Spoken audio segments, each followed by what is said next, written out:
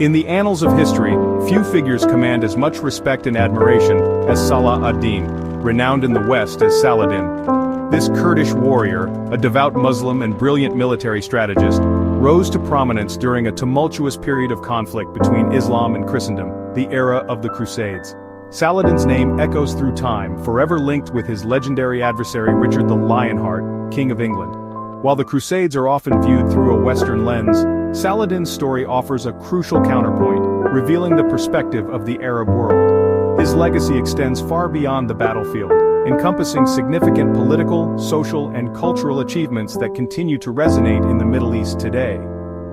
This essay explores Saladin's profound impact on Iraq, examining his military campaigns, administrative reforms, and his enduring contributions to the region's cultural landscape.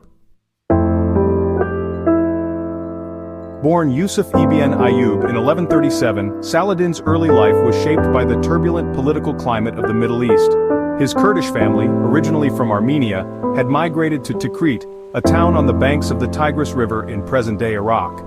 Saladin's father Najim ad-Din Ayyub served as governor of Tikrit under the Seljuk Turk, Imad ad-Din Zengi. Zengi, a powerful atabeg or governor, recognized the young Saladin's potential and provided him with a comprehensive education in Islamic theology, jurisprudence, literature, and military strategy. This early exposure to the intricacies of governance and warfare would prove invaluable in shaping Saladin's future trajectory. Saladin's military career began in the service of his uncle, Shirkuh, a prominent commander under the Zengid ruler Nur ad-Din. Shirkuh's campaigns in Egypt, a land then plagued by internal strife and vulnerable to Crusader incursions, provided Saladin with invaluable battlefield experience. Following Shirkuh's death, Saladin ascended to the prestigious position of Vizier of Egypt. He quickly consolidated his power, restoring stability to the fractured state and repelling Crusader attacks. Upon Nur ad-Din's death in 1174, Saladin skillfully maneuvered himself into a position of leadership, uniting Egypt and Syria under his banner. Damascus, a city of immense political and symbolic significance, became the capital of his burgeoning Ayyubid dynasty. With Egypt and Syria under his control, Saladin turned his attention eastward, seeking to unify the Muslim world under a single banner. Iraq, a land fragmented by internal divisions and weakened by Seljuk decline, became his next target. Saladin's conquest of Iraq was relatively swift and bloodless. He skillfully exploited existing rivalries among local rulers, securing alliances and garnering support through a combination of diplomacy and military prowess. In 1175, Saladin entered Baghdad, the Abbasid capital, receiving a hero's welcome from the populace. This triumph marked a turning point in Islamic history, reuniting the eastern heartland of the Muslim world after centuries of fragmentation. Section 5, A Clash of Faiths, Saladin and the Third Crusade. The unification of Egypt, Syria, and Iraq under Saladin's rule posed a significant threat to the Crusader states established along the eastern Mediterranean coast. Saladin's ultimate goal, however, extended beyond mere territorial expansion. He envisioned the liberation of Jerusalem, a city sacred to both Muslims and Christians, from Crusader control. In 1187, Saladin's forces decisively defeated the Crusader army at the Battle of Hattin, a victory that sent shockwaves through Christendom. Jerusalem fell shortly thereafter, prompting the Third Crusade, led by such legendary figures as Richard the Lionheart and Philip II of France. The ensuing conflict witnessed epic battles and moments of both brutality and chivalry, culminating in a truce in 1192 that allowed Christian pilgrims access to Jerusalem while acknowledging Muslim control over the city. Section 6. Master Strategist, Military Triumphs in Iraq.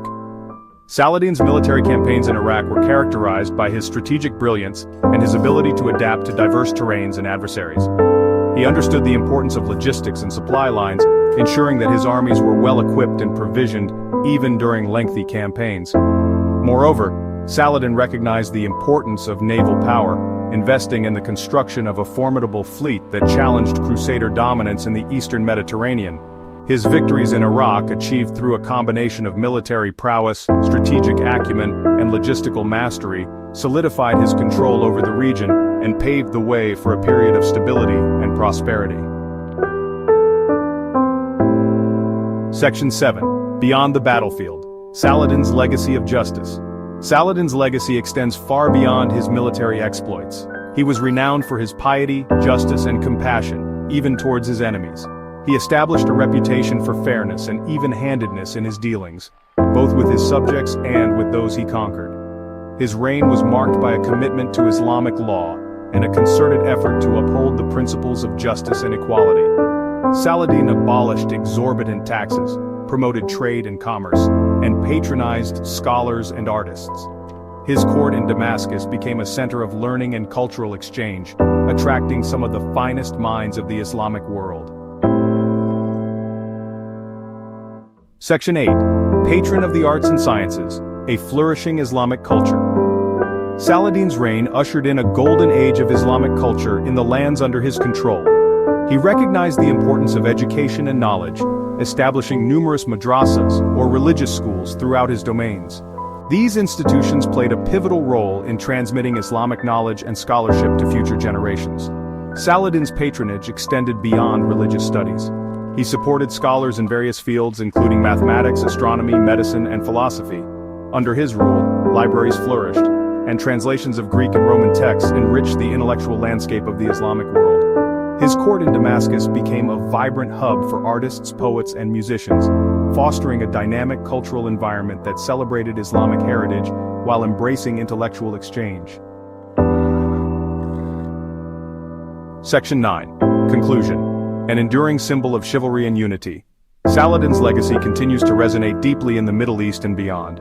He is remembered not only as a brilliant military commander and a shrewd politician, but also as a just ruler, a pious Muslim, and a compassionate human being. His chivalry and respect for his adversaries, even in the heat of battle, earned him the admiration of both Muslims and Christians alike.